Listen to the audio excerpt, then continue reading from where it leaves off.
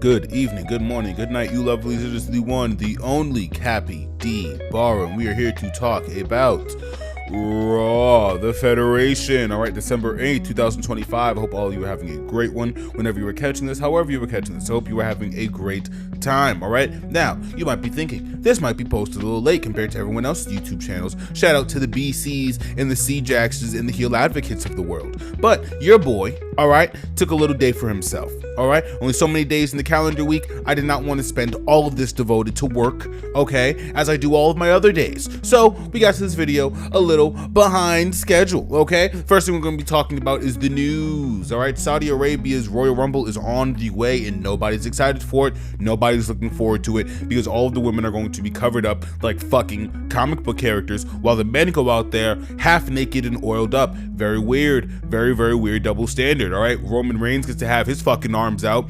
Ludwig gets to have his fucking stomach out. Dominic Mysterio gets to have his knees and his toes out, but not Jade Cargill. That's weird. That's fucking weird. Wish we all talked about it a little bit more. Yeah, but this Saudi Rumble is probably going to be dog shit. None of the women are going to get respected. All of the black people are going to get fucking buried by the crowd. And, there's not going to be any reactions unless Undertaker or John Cena comes out. It really doesn't mean anything in the totality of fucking wrestling. And we all know what's going to be happening with Saudi and WWE/TKO in the near future.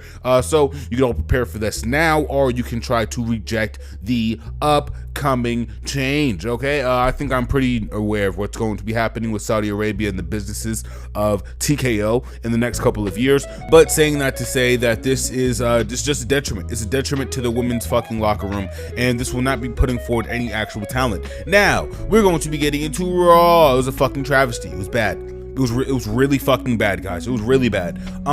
This is maybe one of the shortest Raws, I think, of a while. There's a couple of matches that just aren't worth talking about. I mean, off the top, Io versus Kerry, it was fine match, but I mean, same problem with Alexa Bliss and Kerry saying it's uneventful. We've been here before. We have been here before. The Riho the Riho conglomerate versus the Kabuki Warriors. Been there, done that. Next topic. We get the fucking Dragon Lee versus Ivar match. Don't care about that. Don't know how you can. It's not important. There's also a couple of promos that just don't hold any actual weight, like Jey Uso declaring that he's back in the tag team division. Who fucking cares, bro? Who cares, bro? Us. You have been in a fucking singles run maybe since like 2023, and it hasn't really fulfilled. Like, it really hasn't flourished as much as you thought it would, right? Now we could blame that on creative, we could blame that on a lot of things, but it hasn't really gone anywhere, And now Jimmy Uso, who not for nothing should be on paternity leave with Naomi. I think that's just a hot take not a lot of people are going to agree with, but he shouldn't even be in the company right now because he has to raise a life. He has to bring life into this world and fucking nurture it right with Naomi, right? And somebody has to be the breadwinner, I guess. What I'm trying to say is that Jimmy Uso maybe even shouldn't be on television. So the fact that he's not even getting a fucking reputable singles run while he's on television, while a baby is on the way, first child of his, by the way, very odd. Honor what Jimmy Uso, there's a way you can honor what Jimmy Uso offers without just throwing him back in the fucking tag division. Now, do I think that Jimmy Uso needs to go on a title run? No. But I think him and fucking Miz can cut great promos against one another. I know that you could find somebody else back there who could cut a good promo. Jimmy Uso is not a bad promo cutter. He's also not a terrible in-ring wrestler. He's far from fucking amazing, but he's not that bad. He's really not that bad, especially if you want to throw him like in a tag team kind of idea. He really just mirror everything his brother does, and his brother has lost a step. So, I mean, realistically, Jimmy already on a fucking term of athleticism, he already has a leg up because Jay can't fucking keep up with anyone in the goddamn ring, right? Jay's going back to the tag team division. This is kind of just to rectify the dog shit booking that we've been getting from him, and to kind of put an end to this entire Jey Uso Rocket thing. I think that this is the cap on the Jey Uso Rocket, and about fucking time. The Usos don't need a championship title anytime soon.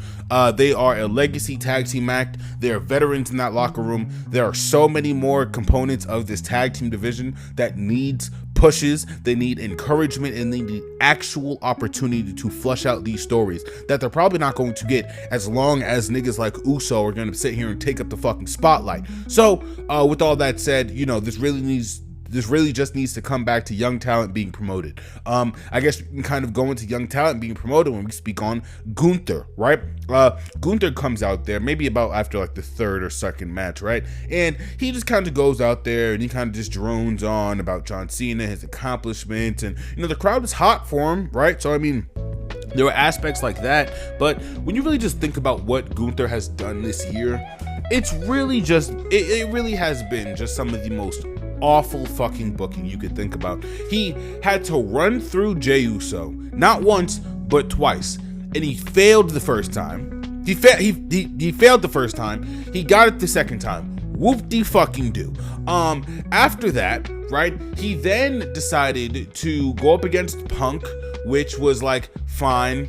That Punk match was fine. Again, that ending was dog shit, and Gunther should have had something to say about Seth Rollins cashing in and taking all of his hard work, but whatever, right? That's a natural Gunther and Seth story that they just completely fucking ignored. Who cares about that, right? Leaving Punk and Seth all the way open for Mania, who cares, right? Doesn't even matter anymore. And then, probably one of the more important matches, I think, of Gunther's last 5 years, he wrestled a 25-minute 50-50 match with Pat McAfee. I'm going to say that shit again for the fanboys. He wrestled a 50-50 25-minute match with Patrick McDonald's. Okay, sorry, but Gunther is not fucking here to move anybody. He's not moving me. I don't care about him being this, massive ring general. Like, listen, all that luster got fucking pissed out the second you tapped to Jey Uso. You didn't even like pass out, which, not for nothing, would have mirrored Spring Breakthrough's, kind of dropping of the trios championships from, a 1-to-1 kind of, that very much could have been a 1-to-1 thing as to why they didn't want to do it, right?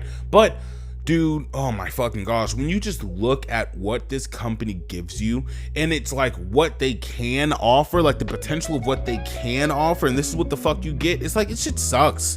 This shit sucks. Like, they booked Gunther like a fucking joke for all this year. Then he has no fucking screen time, so I can't even connect to him, and all I can fucking connect to him is him with a bunch of jobbers. He's pinning a bunch of fucking jobbers, and now this is supposed to be his fucking, his magnum opus, right? Fuck out of here, bro. I'm sorry, all right? I'm not moved. I am not fucking moved by this Gunther shit. I'm also really not impressed by these Braun promos, bro. These Braun promos are just getting worse and worse and worse. He's using that like MJF like shock value thing that he did in like 2023 more than he's actually talking about the match. Bro goes out there and says, "I'm gonna take your wife from you."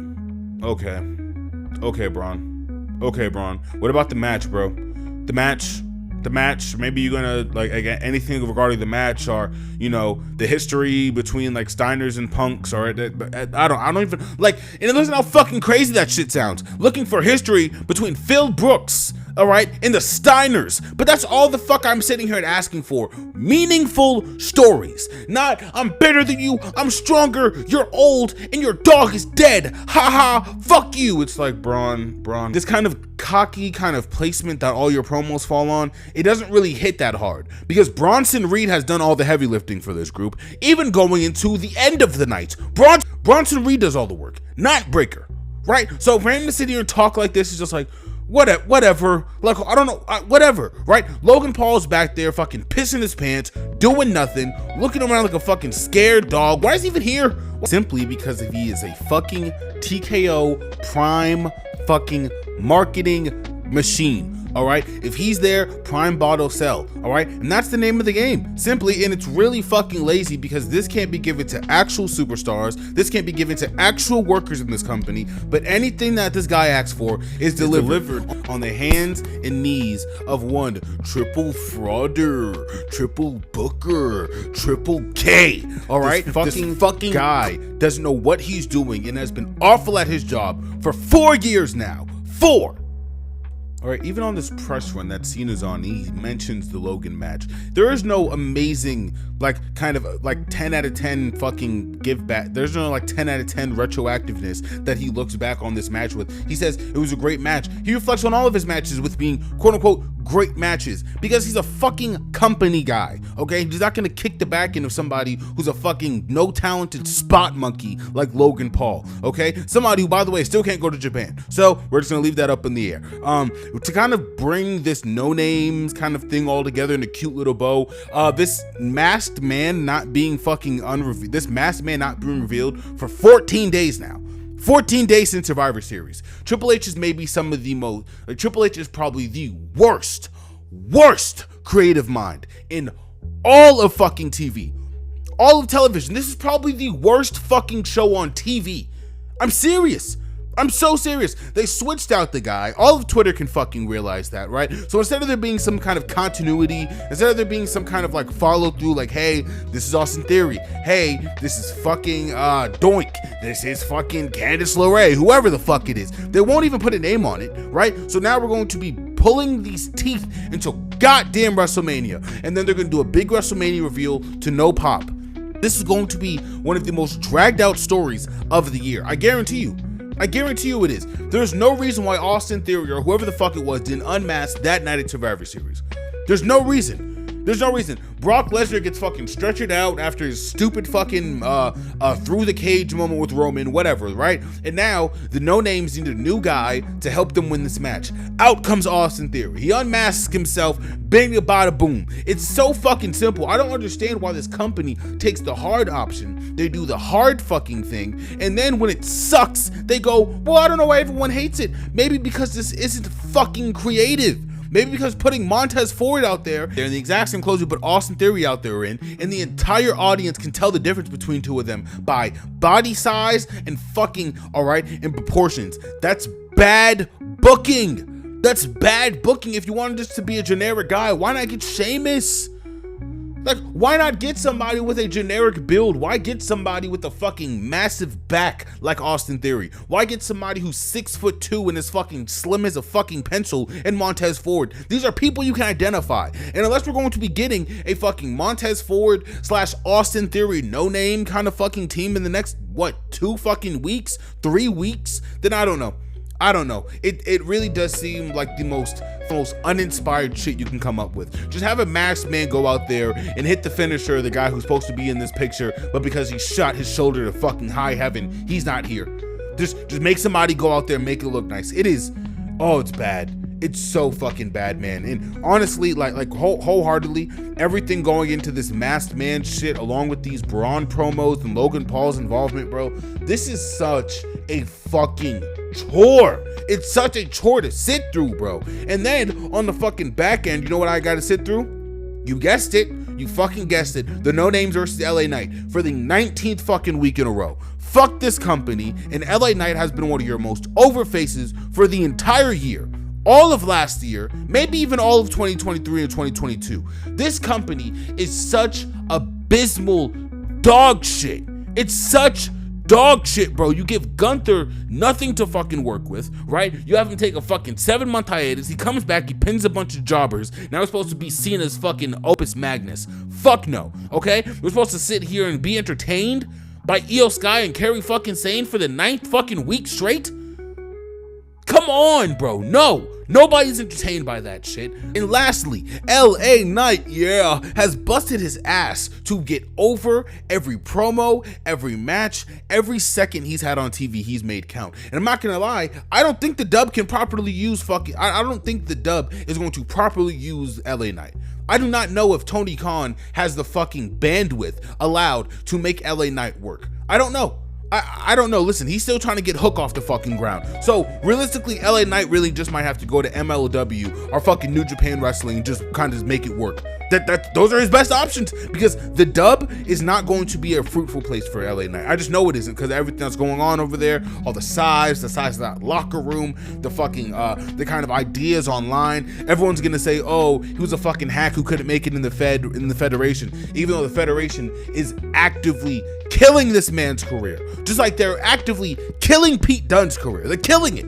Like, Pete Dunne's career is dead. LA Knight has been giving nothing, and he will continue to be giving nothing from this fucking company, because they can't acknowledge when their way doesn't work, when somebody goes beyond the fucking pale and they make themselves the star, when they go over on their own accords, when they organically connect with the audience, that is now deemed fucking heresy, and it must be burned at the stake according to the fucking nose. All right.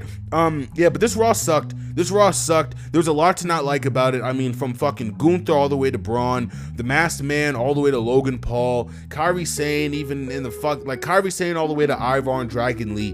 This shit blew. This shit fucking blew like it was looking for its berries, man. And I don't know, bro. It was bad. This is bad. And honestly, I did say that Collision left a really good taste in my mouth when it came into wrestling, but this show wasn't wrestling. This show was Hollywood and maybe the guise of wrestling, but this show is Hollywood, and Hollywood's creative's dog shit. And yeah, we're gonna be touching on that in my next video. So all of you guys, stick around for that. There's a Cappy D Bar. This is the official review for December 8th, 2025 Raw. Okay, abysmal. This was abysmal shit, and Shawn Michaels can't do a lot better either. We're not talking about NXT because NXT is fucking doo-doo. Okay, this is being boy. All right, I hope all of you stay safe, stay tuned. All right, stay beautiful. Peace.